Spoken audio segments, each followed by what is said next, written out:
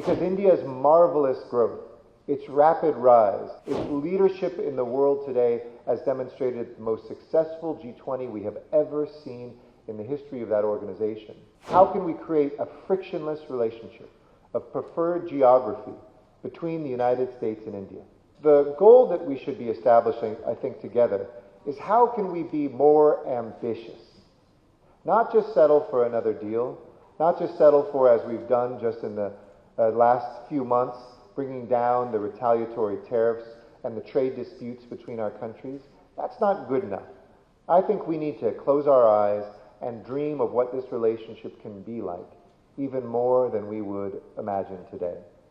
How can we create a frictionless relationship of preferred geography between the United States and India? Because India's marvelous growth, its rapid rise, its leadership in the world today has demonstrated the most successful G20 we have ever seen in the history of that organization. Won't get to its goals if there's friction between the United States and India, even in small ways, on the trade that we have. How can we reduce tariffs? How can we make the regulatory environment more predictable? How can we help bring financing and investment here? Foreign direct investment from the United States creates more jobs in India than from any other country in the world, and we're very proud of that. And vice versa, I think a lot of Americans are just waking up to the fact that foreign direct investment from India into the United States is beginning to create jobs in America. So whatever picture you might have as a regular citizen about what the India-US relationship is, today is probably wrong, because the investment flows are two ways. This isn't a back office anymore, it's a front office, creating IP.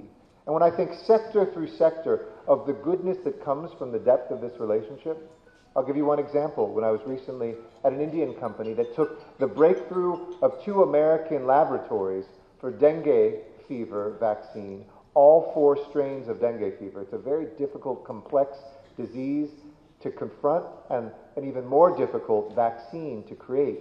And while they had breakthroughs on a vaccine that responds to all 4, it was here in India that we saw the capacity, the scientific and medical expertise to take that to 3 different companies, one of which is in stage 3 trials, and could result as early as 2-3 years from now, a dengue vaccine that would not only help eliminate it here, but in Africa and around the world. Something great for America, something great for India, and something even better for the entire world.